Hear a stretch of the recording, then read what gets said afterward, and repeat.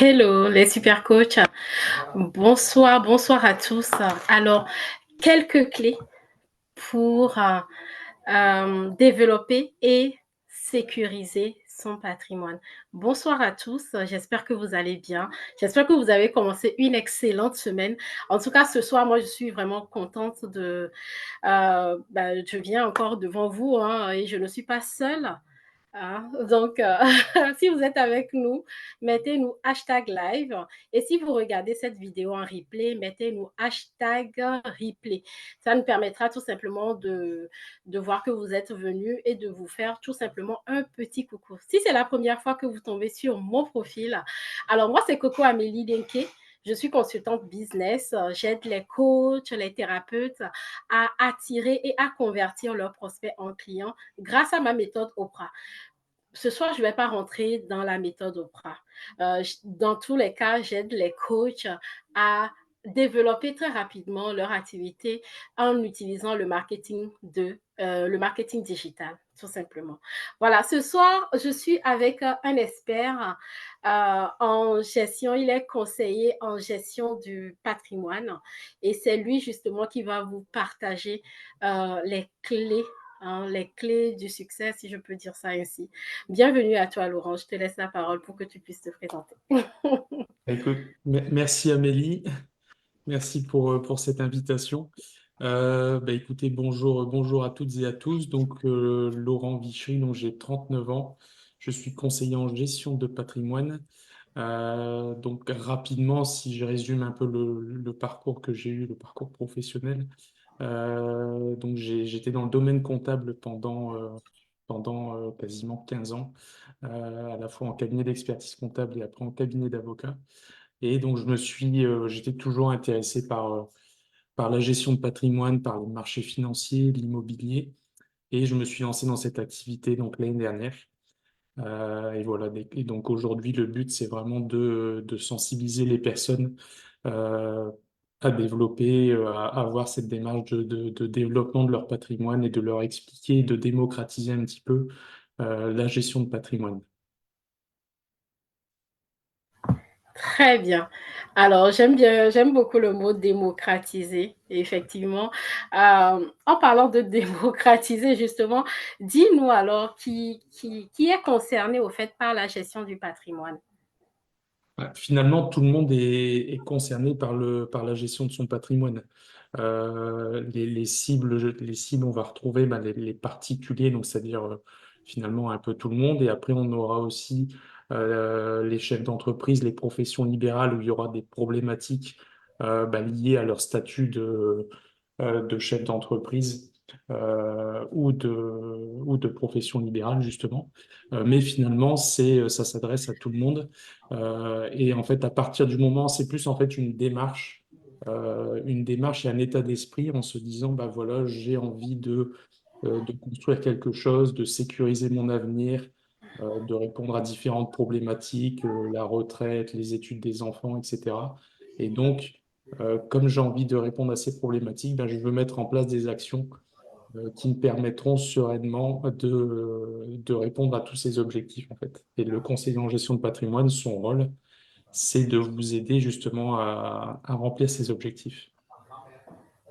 Très bien.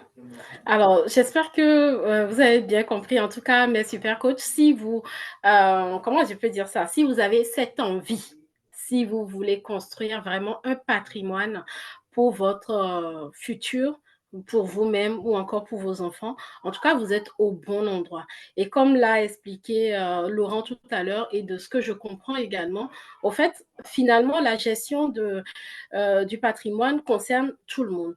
Mais on peut identifier quand même deux catégories de personnes, à savoir les particuliers et aussi ceux qui ont une entreprise ou les chefs d'entreprise ou même les indépendants. Donc, parce que on n'aura pas toujours les mêmes processus, au fait, ou les mêmes types d'investissements, si je comprends bien. Et il y aura la différence, elle va résider dans la façon un peu d'appréhender surtout la protection du patrimoine et puis la fiscalité, etc., qui sera différente entre un particulier et un chef d'entreprise qui a un patrimoine personnel et un patrimoine professionnel. Mhm. Forcément, il y aura des différences à ce niveau-là. Mais globalement, c'est vrai que, bah, comme tu l'as résumé, c'est plutôt, oui, un état d'esprit et une démarche, et de se dire que, bah, voilà, il faut, le conseiller en gestion de patrimoine, il va vraiment vous aider à mettre vos objectifs, en gros, sur la table, et à dire, bah, voilà, comment on fait pour réaliser cet objectif en fonction de ma situation aujourd'hui, qu'est-ce que je dois mettre en place, quels sont les outils qui me permettent d'atteindre ces objectifs. Donc tout ça, c'est des problématiques auxquelles on répond finalement avec tous nos clients.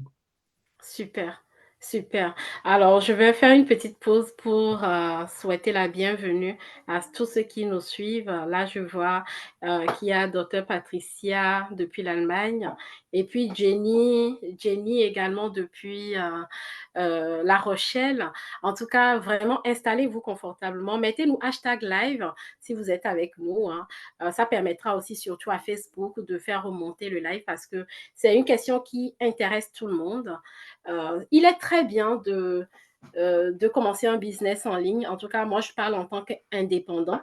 Il est très bien de commencer un business et de le développer, d'avoir du succès, mais derrière aussi avoir un plan d'action clair pour quels sont les objectifs que je souhaiterais atteindre. Je pense que c'est super important parce que ça nous permettra tout simplement de nous poser les bonnes questions et de poser les bonnes actions, en fait, tout simplement. Parce qu'on a l'histoire à prouver, hein, franchement. On a rencontré des gens qui ont fait fortune et qui, au final, se retrouvent du jour au lendemain, même, je dirais, plus pauvres qu'au départ, au fait. Et c'est vraiment dommage. Je pense que le fait d'avoir cette notion de gestion du patrimoine dès maintenant permet vraiment d'anticiper beaucoup de choses et puis nous permet aussi d'avoir les idées claires sur les objectifs qu'on souhaiterait atteindre. Alors, moi, personnellement, j'avoue que j'étais aussi un peu, je me disais toujours, oh bon, gestion du patrimoine, bon, aujourd'hui, je me dis, ah, j'ai pas d'investissement en immobilier. Alors, je me dis, bon, j'ai une projection, mais c'est pas tout de suite. Donc, j'appréhendais en tout cas le fait de rencontrer un conseiller en gestion du patrimoine. J'aimerais te demander, Laurent, quels sont les principaux défis auxquels font face les clients euh, en gestion du patrimoine, tout simplement, aujourd'hui? Je précise bien aujourd'hui parce que peut-être qu'on est dans une phase un peu cruciale quand même. Voilà, en prenant vraiment en compte toute la géopolitique, en tout cas tout ce qui se passe au fait dans le monde aujourd'hui, quels sont les défis auxquels font face tes clients? Merci. Alors tu parles des objectifs qui reviennent principalement, c'est ça, ou de... Oui, ce qui freinerait au fait une personne à consulter au fait un conseiller en gestion du patrimoine. Alors généralement, ce qu'on retrouve souvent dans ce que disent en fait les clients et pourquoi ça les concernerait pas, c'est que bah, déjà le terme patrimoine, il connote le côté plutôt immobilier. Et en Mhm, fait, les gens se disent, bah, à partir du moment où j'ai pas d'immeuble, j'ai pas d'appartement, enfin voilà, j'ai pas d'immobilier à gérer en dehors de ma résidence principale, bah, mhm. finalement, le conseiller en gestion de patrimoine, donc eux qui s'apparentent à vraiment gestion du patrimoine immobilier finalement, elles se disent, bah, c'est pas une personne qui est faite pour moi. Enfin voilà, il va pas répondre, il ne répond pas à ma problématique. C'est pas une personne que je dois avoir. Enfin voilà.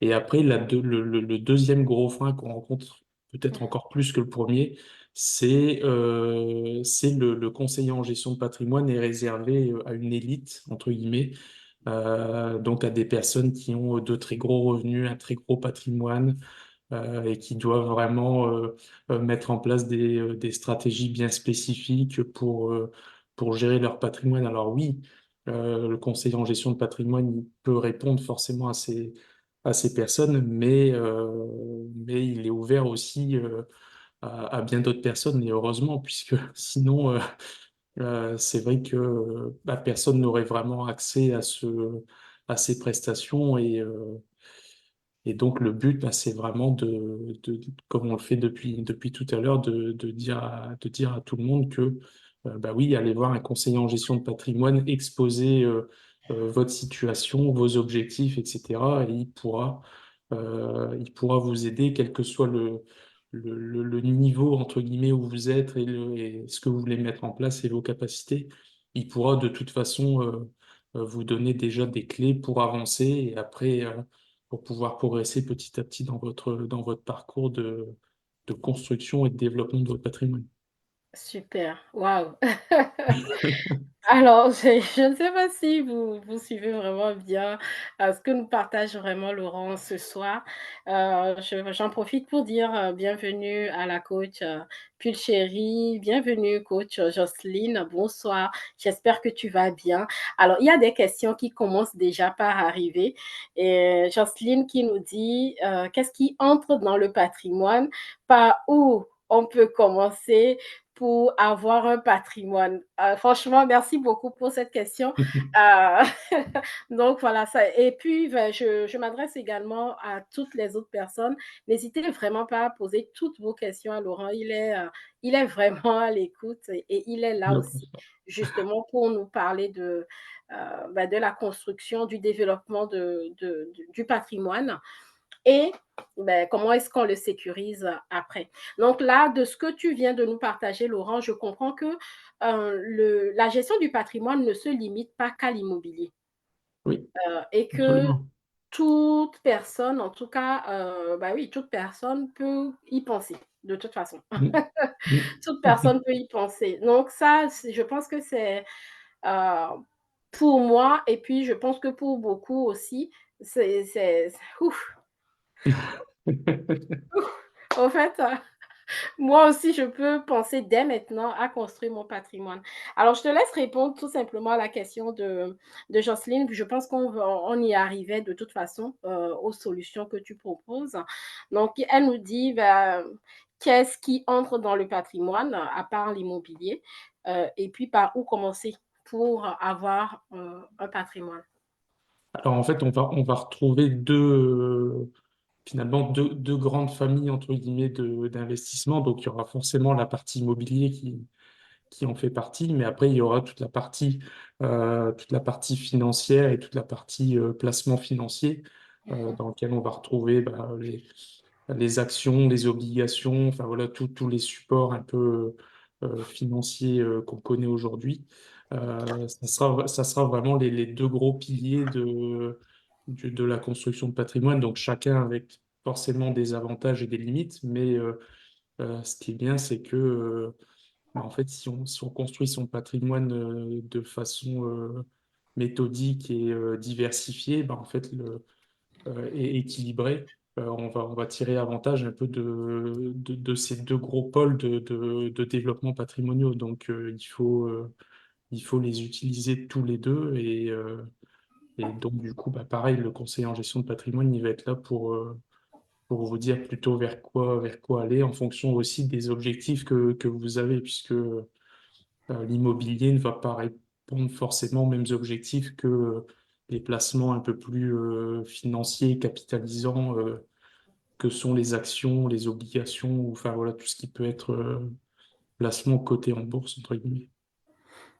Et avant même que que tu ne répondes à la deuxième question, moi j'aimerais savoir, est-ce qu'il y a un âge au fait pour commencer? Parce que quand tu nous parles des actions, des obligations et de l'immobilier, et tu nous dis, de toute façon, à un moment donné, on sera appelé à faire les deux. Est-ce qu'il y a il y a un âge pour commencer? Franchement, je ne sais pas, Ah. la question m'est venue juste comme ça. Non, non, mais c'est une très bonne question.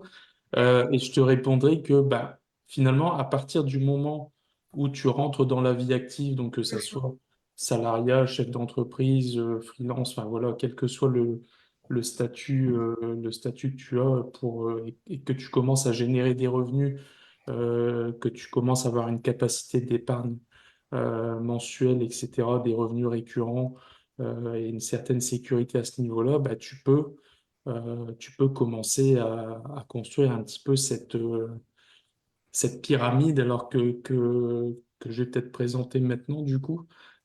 C'est OK.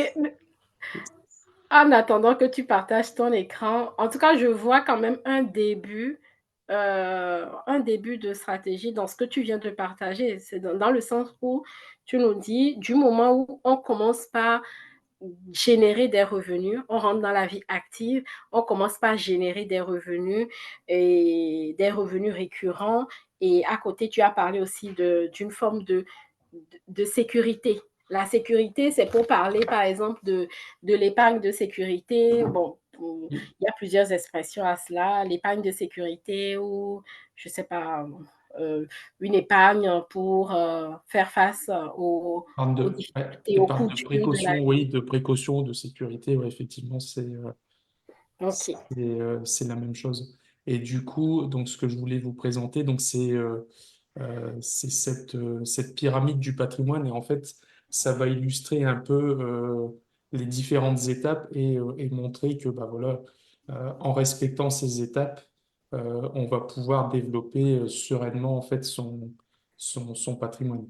Donc du OK. coup, ici, à la base, vous retrouvez bah, votre résidence principale, qui du coup bah, est vraiment le socle, hein, c'est-à-dire l'endroit où vous habitez. Enfin, et donc que ça soit en location ou en propriété. Donc ça peut aussi être un peu dans nos missions de conseiller en gestion de patrimoine, savoir est-ce que je dois continuer à louer si je suis locataire ma résidence principale, est-ce que je dois l'acheter? Et en fait, bah, ça va dépendre de beaucoup de paramètres. Du coup, il y a à la fois des paramètres financiers où on va peut-être aller voir bah, les prix au mètre carré dans votre secteur ou dans le secteur dans lequel vous souhaiteriez investir, le niveau des taux d'intérêt, puisque forcément, en fonction des taux d'intérêt, vous n'aurez pas forcément la même capacité d'emprunt. Et puis après, ça va dépendre aussi de vous, comment vous voyez enfin, votre vie, entre guillemets, euh, votre vie à court terme, etc. Est-ce que vous êtes amené potentiellement à changer de résidence principale, à bouger, ou est-ce que vous êtes plutôt stable, etc. Donc là, il y aura toute une série de paramètres qui seront pris en compte par rapport à ça.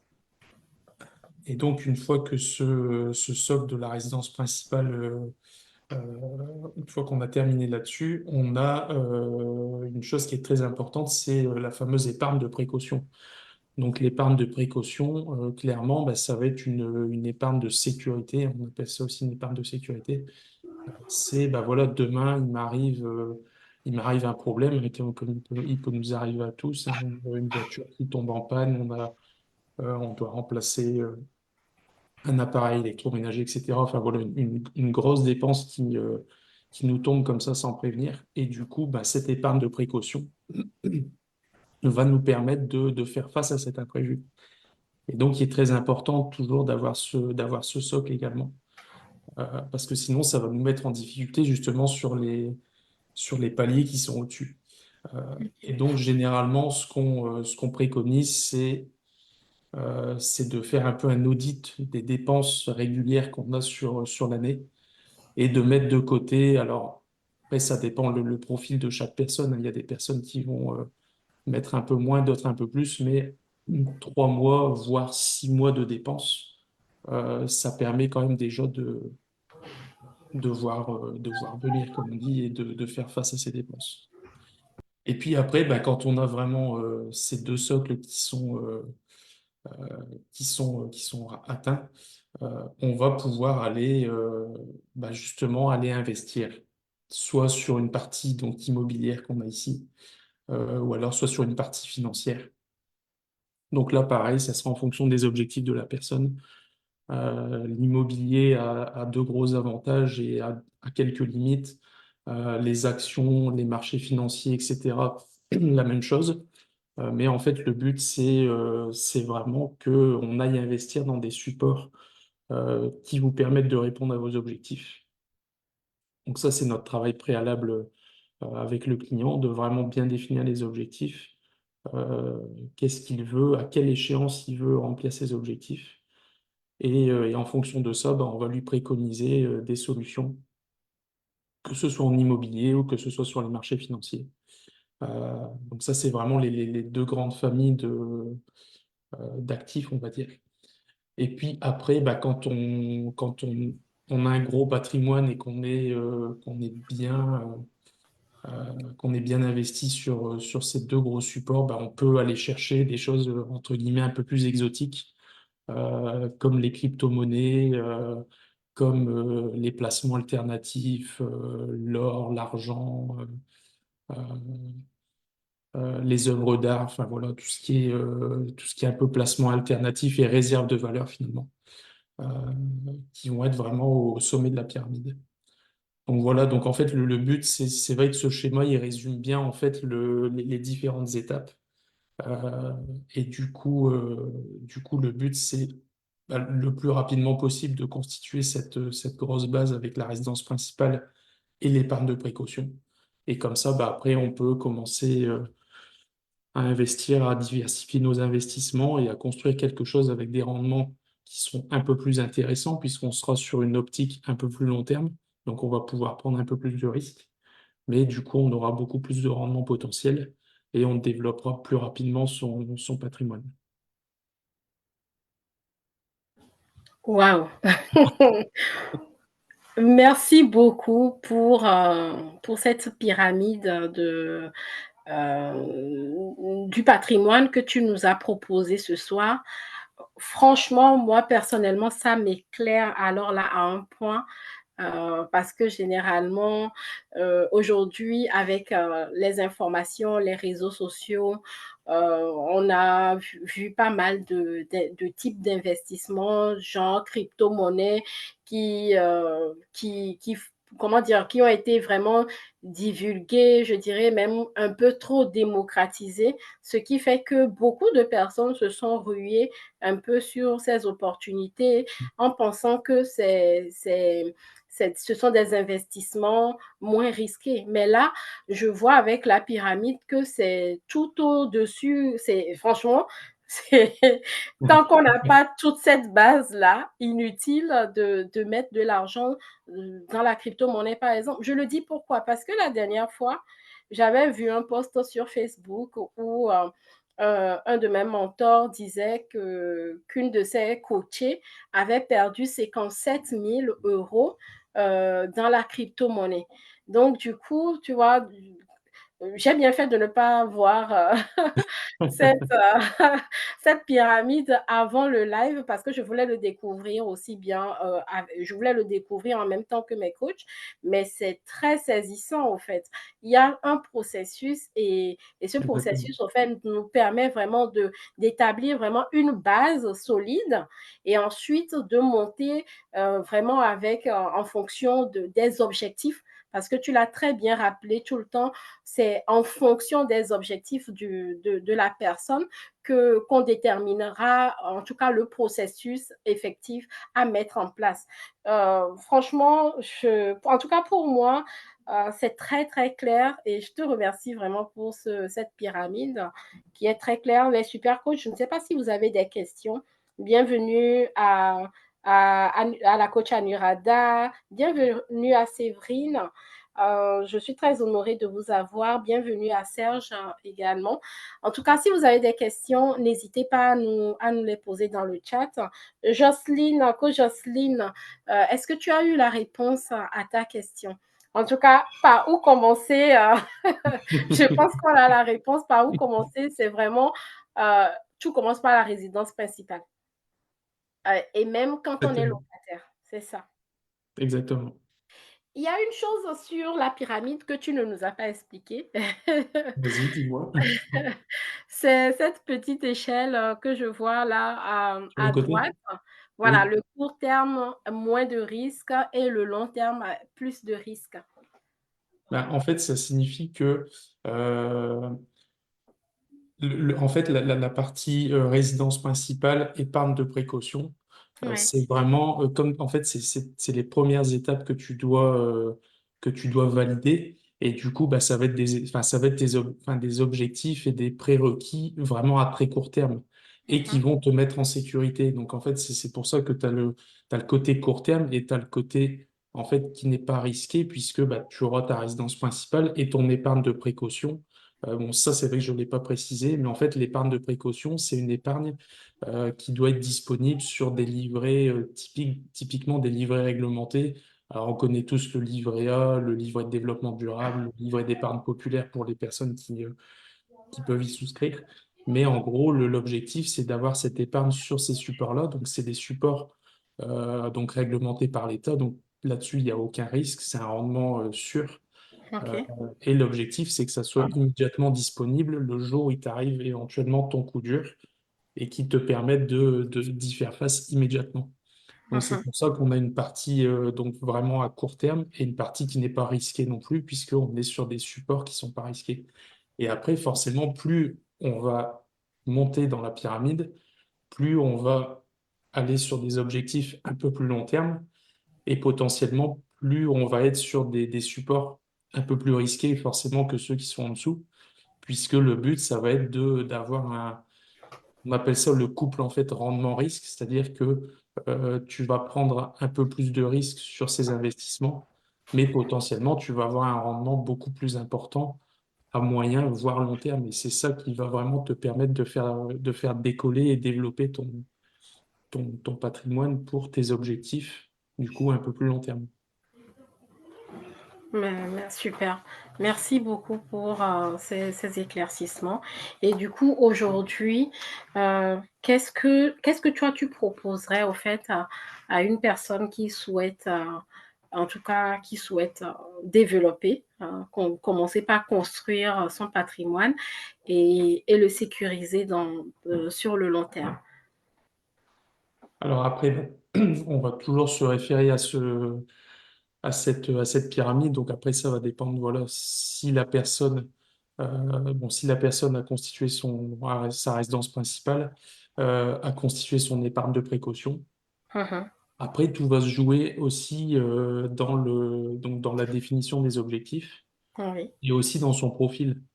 Parce que donc ça, c'est une partie qu'on n'a pas encore abordée, mais en fait, dans la découverte du client, oui.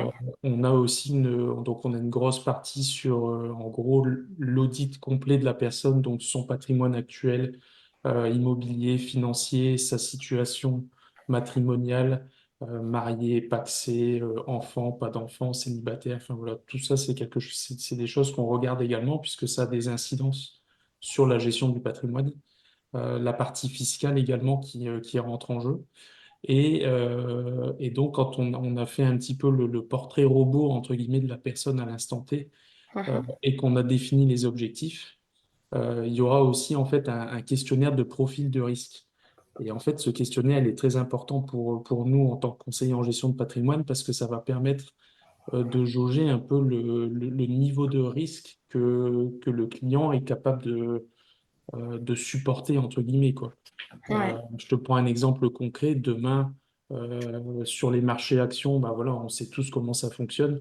Demain, il y a une news qui va tomber, on va perdre, je sais pas, 5, 6, 7% sur une journée, tout le monde va être en panique, etc. Mhm. Voilà, les clients ne vont pas tous réagir de la même façon. Il y en a qui sont pas capables de supporter. Il y en a qui vont se dire, bah, OK, je fais le dos rond, j'attends de voir, etc. Et il y en a au contraire qui vont se dire, bah, moi, je vais en profiter pour réinvestir. Donc, tu vois, tu peux avoir trois comportements différents sur une même classe d'actifs. Et du coup, bah, ce comportement-là, nous, il va nous servir parce qu'on va se dire, bah, oui, bah, ce client-là, on sait qu'il est capable, entre guillemets, de gérer un peu cette potentielle pression qu'il pourrait y avoir sur ces marchés-là. Et du coup, bah, on va pouvoir lui mettre peut-être un peu plus d'action et même très certainement beaucoup plus d'actions, si on parle des actions, qu'une personne qui est beaucoup plus prudente. Parce qu'elle, elle va se dire, ouais, mais qu'est-ce qui se passe? Je suis en train de faire une contre-performance, je perds du patrimoine, enfin, et elle va se retrouver en panique. Et C'est donc, ça. pour nous, c'est très important. Et donc, en fait, en fonction de tout ça, bah, ce qu'on va proposer au client pourra être sensiblement différent d'une personne à l'autre. Oh, yes. Waouh. Waouh. Merci beaucoup, Laurent, pour ces éclaircissements. En tout cas, nous avons encore beaucoup de questions dans le chat. Alors, il y a Jenny qui nous demande comment investir en action et quelle est la procédure à suivre. Pour investir dans les actions. Oui. D'accord. Bah, il y a plusieurs solutions en fait. C'est vrai que le marché des actions, il y a des investissements qu'on peut faire dans des produits qu'on appelle, alors là on va rentrer un peu dans la technique, mais des produits qu'on appelle des ETF. En fait, ça va être des produits qui vont répliquer un indice boursier. Donc, enfin, je pense qu'on connaît tous par exemple le CAC 40, Oui, qui est... on entend parler du 440, mais bon, Oui, voilà. personnellement, je ne m'y connais pas du tout. D'accord. Non, non, bah, je vais expliquer, il n'y a pas de souci. Donc, le CAC 40, en fait, c'est un indice boursier donc, qui est coté à Paris, hein, Mhm. et qui regroupe, en fait, les 40 plus grandes capitalisations de sociétés françaises. D'accord. Donc, en gros, on va retrouver, pour vous donner vraiment les plus connus, et les plus grosses capitalisations, c'est LVMH, Hermès, euh, L'Oréal, Vinci, enfin voilà, toutes ces grosses sociétés qu'on connaît quand même très bien en France, Ouais. vont être cotées dans cet indice. Et donc, en fait, l'indice va reprendre la performance de ces 40 sociétés.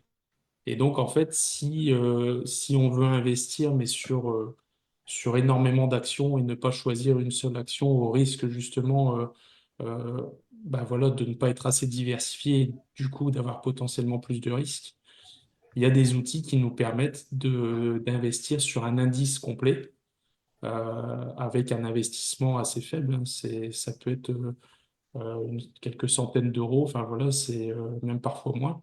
Et on va investir en fait dans quelque chose qui va répliquer la performance de cet indice. Et donc on va suivre la performance. Donc ça, c'est le moyen le plus simple et on va dire qui demande le moins de capital pour investir. Ok. Et après, bien sûr, on peut aller investir sur des actions qu'on aura choisies individuellement. Donc, si on veut, je sais pas, du LVMH, du Vinci, etc., on peut aller acheter des actions. Mais du coup, ça demandera plus de capitaux puisque pour vraiment faire quelque chose de cohérent et d'assez diversifié, bah forcément, il faudra beaucoup plus de capital puisqu'on va acheter les actions en direct. Mais ça peut être pertinent aussi pour développer un patrimoine et dans une optique plutôt moyen-long terme, c'est aussi pertinent. Après, ça dépendra des capitaux qui seront les capitaux du client et les capitaux qu'on va louer à cette stratégie.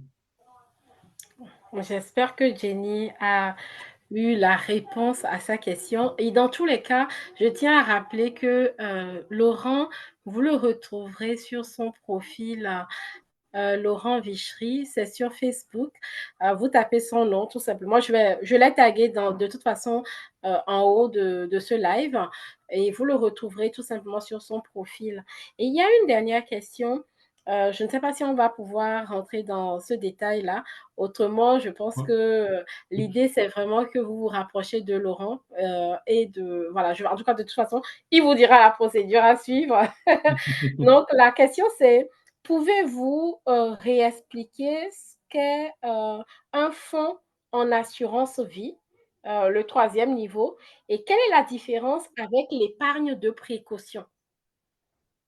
Alors en fait, l'assurance vie, ça fait partie des enveloppes, entre guillemets, des enveloppes fiscales qui vont nous permettre d'investir.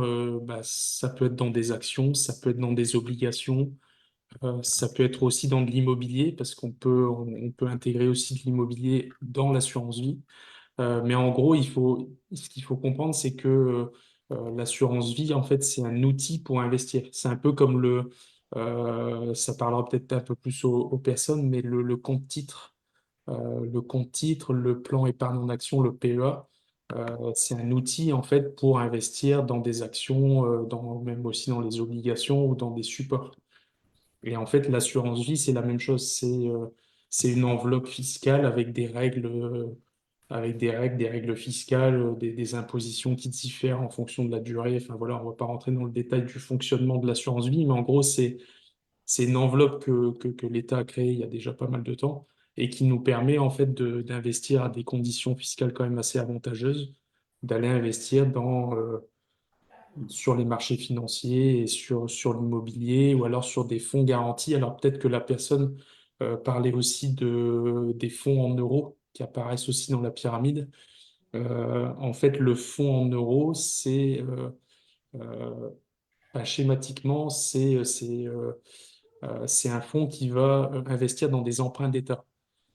Et les emprunts D'accord. d'État, on sait que ben, généralement, bon, à moins que demain un État fasse faillite, mais bon, sur les pays occidentaux, les États-Unis, l'Europe occidentale, etc., il y a quand même très très peu de probabilité que ça arrive. Et donc, en fait, c'est un fonds qui est du coup garanti. OK. Et en fait, qui va un petit peu être la suite, effectivement, de l'épargne de précaution, parce qu'en fait, ça va être une poche où on va avoir finalement quand même du capital garanti, avec généralement des rendements, surtout aujourd'hui avec la remontée des taux, on va avoir des rendements un peu plus intéressants que le livret A ou le LTT, etc. Donc ça, c'est un bon complément avant d'aller effectivement sur des actions, sur l'immobilier, où là, on aura un peu plus de risques. Yes. Eh bien, dis donc, franchement, merci beaucoup pour toute la valeur que tu nous as livrée ce soir parce que ça, je ne sais pas vous, vous qui nous suivez, Jenny dit merci beaucoup. De Je ne sais pas rien. pour vous, mais vraiment, c'est énorme. Ça n'a pas de valeur et l'idée, c'est vraiment de démocratiser, hein, de donner aussi cette information au grand public dans le sens où tout le monde est concerné en réalité par la gestion du patrimoine.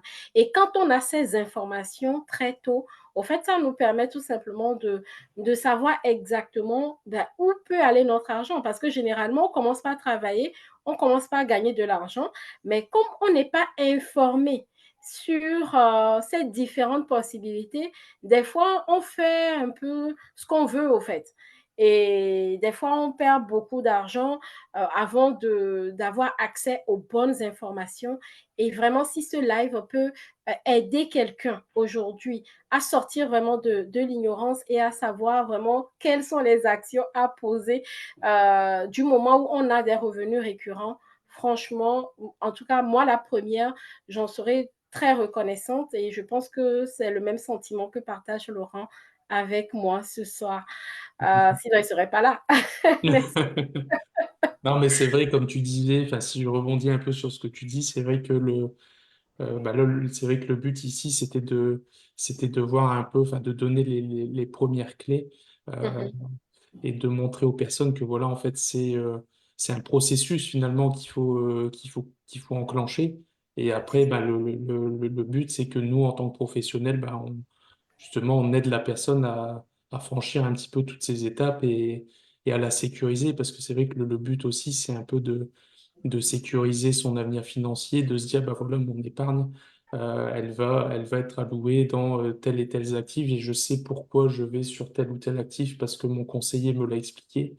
Ouais, Et il y a une chose aussi que je voulais rajouter qui est quand même aussi assez importante, c'est que en tant que conseiller en gestion de patrimoine, ouais. euh, on est, on fait vraiment un suivi de la personne tout au long de son parcours de vie. C'est-à-dire que moi, minimum une fois par an, je vais revoir mes clients euh, et, euh, et on refait en fait un point sur leur situation. Donc, si demain je vais voir un client et que dans un an, bah, il a un enfant, il a eu un enfant ou il s'est marié avec une personne, etc., bah, forcément sa situation change. Ouais. Vraiment, ses objectifs vont changer ou il aura de nouveaux objectifs par rapport à son enfant, par rapport à la personne avec qui il est en couple, etc. Et du coup, la force aussi, c'est que bah, en étant toujours au contact du client et proche du client, bah, on peut s'adapter et on peut ajuster ce qu'on a fait il y a un an par rapport à sa nouvelle situation. Donc ça, c'est quand même un des gros points forts d'être suivi finalement par un professionnel. Super. Et en tout cas, c'est pas généralement, mais je le dis un peu par rapport à moi. Souvent, on pense que voir un conseiller en gestion du patrimoine euh, coûte au fait une fortune. Mais en tout cas, en réalité, pas tout à fait. C'est pas tout à fait vrai et je vous invite vraiment tout simplement à contacter Laurent et à voilà, à échanger avec lui, ne serait-ce que déjà le premier point, échanger avec lui. Alors qu'est-ce que tu nous proposes? Qu'est-ce que tu offres aujourd'hui à moi-même et à ma communauté? Ben, je sollicite les personnes pour déjà me contacter Mmh. dans le process en fait que je déroule. J'aime bien donc du coup avoir la personne. Alors on fait un échange généralement. Bon, après, ça dépend de la situation de chacun. Ça peut être plus ou moins complexe et plus ou moins rapide, Mmh. mais entre 20 et 30 minutes, on peut facilement échanger sur la situation de la personne, sur ce qu'elle veut mettre en place. Et après, si moi je vois que par rapport à ce qu'on s'est dit, bah, je peux être, enfin, je suis capable et j'ai des solutions vraiment pour aider la personne, et bah, du coup, je fais le process classique, donc audit patrimonial, préconisation, et après, donc, ça implique des rendez-vous, etc. Mais c'est vrai que le préalable, c'est vraiment qu'on ait un échange en fait téléphonique qui est complètement gratuit hein, d'ailleurs, et qui permet de cerner la problématique et de voir si je suis à même de répondre à la problématique et d'accompagner la personne. Donc bah, n'hésitez pas à réserver un créneau sur mon calendrier et puis ça sera avec plaisir d'échanger avec vous sur vos problématiques. Super, super. Merci déjà pour ce que tu nous offres, hein, c'est énorme. Donc, si vous êtes vraiment intéressé pour échanger avec Laurent, je vous invite tout simplement soit à regarder sur son profil, il y a son lien Calendly et là, vous bookez directement un rendez-vous Mm. et il y a un espace où vous pouvez préciser, voilà, c'est suite au live avec Amélie. Comme ça, il saura que vous venez de ce live. Et également, ou soit vous pouvez nous mettre tout simplement hashtag rendez-vous dans les commentaires ici. Et moi, je vous enverrai directement le lien de son calendrier sur Messenger. Donc, voilà. En tout cas, moi, je vous partage vraiment mon expérience. J'ai fait 30 minutes d'appel avec Laurent. Ça a été très concluant parce que quand on parle d'objectifs SMART, ça a été clairement ça. SMART, il a été totalement transparent, franc, dans le sens où, OK, ça, on peut le faire, mais ça, on ne peut pas le faire. OK, voici comment tu peux démarrer aujourd'hui. Et je vous assure, ça m'a tellement mis les idées au clair que voilà, je suis sortie de l'appel. Je suis toujours motivée dans tous les cas parce que quand les objectifs sont smart, c'est clair, avec un temps bien déterminé, tu sais exactement ce que tu as à faire. Et là, on ne badine plus, on n'hésite plus du tout. Donc, mettez le hashtag rendez-vous tout simplement ou allez directement sur son profil. Euh, Profitez tout simplement de cette consultation gratuite. Alors, j'en profite pour dire bienvenue à Blondine, à Michel, à qui d'autre j'ai vu? Oh là là, je ne sais plus trop. Mais en tout cas, bienvenue à vous, mes super coachs.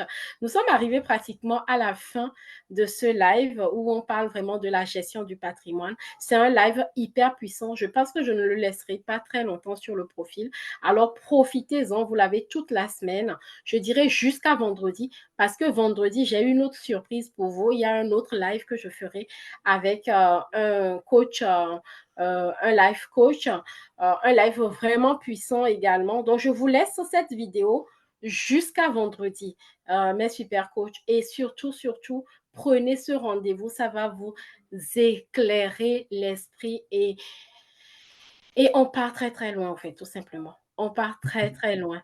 Alors, Laurent, je suis très reconnaissante et je joins vraiment ma voix à toutes les coachs qui étaient là. Merci d'avoir posé les questions pour te dire vraiment merci.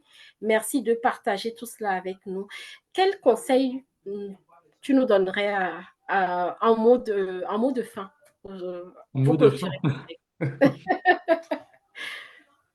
Non, mais je pense que le plus important, bah, c'est ce qu'on dit souvent même dans notre carrière d'entrepreneur. Enfin, je pense qu'on a plutôt affaire à des profils entrepreneuriales. Donc, c'est le mindset. Et finalement, le mindset, il s'applique aussi finalement à cette gestion de patrimoine en se disant, bah, avoir l'état d'esprit de se dire, bah, les revenus que je dégage, la capacité d'épargne, etc., euh, il faut que j'en fasse quelque chose et il faut que ça puisse améliorer mes conditions de vie, mon niveau de vie, que ça puisse répondre à mes objectifs, etc. Et à partir de là, bah voilà, on a une méthode à mettre en place, etc. Donc tout part finalement aussi, comme l'entrepreneuriat, de cet état d'esprit et de vouloir mettre en place quelque chose pour son patrimoine, pour soi et aussi pour ses enfants, parce que c'est vrai qu'on fait ça aussi pour les générations futures. Et je dirais que l'important et le point de départ, c'est surtout celui-là. Très bien. Merci beaucoup, Laurent. Alors, les super coachs, si vous avez aimé ce live, dites-nous ce que vous avez retenu. Partagez avec nous, voilà, ce que vous gardez. En tout cas, est-ce que la pyramide que Laurent nous a proposée vous plaît? Et ceux qui n'ont pas regardé cette pyramide, regardez la vidéo en replay où il nous a présenté un très, très beau schéma, en tout cas une très belle pyramide de la construction du patrimoine, ça peut aider et sauver véritablement des vies. Donc, sur ce, vraiment, je vous souhaite de passer une excellente soirée et je vous dis très bonne semaine et à très, très bientôt. Je vous donne rendez-vous le vendredi pour un autre live. Excellente soirée. Merci Amélie pour l'invitation en tout cas. Et bah, excellente soirée à tous. Et puis bah, je suis à votre disposition si vous le souhaitez. Merci à tous et à toutes. Merci. Merci à tous. Merci à Blondine, à la coach Michel depuis le Cameroun. Merci beaucoup à Jenny qui nous dit bonne semaine. Coach Pulchéry, merci beaucoup d'avoir assisté à ce live. Coach Blondine. Ah oui, j'ai vu Julie également. Coucou Julie, j'espère que tu vas bien. Bienvenue et bonne soirée aussi en même temps.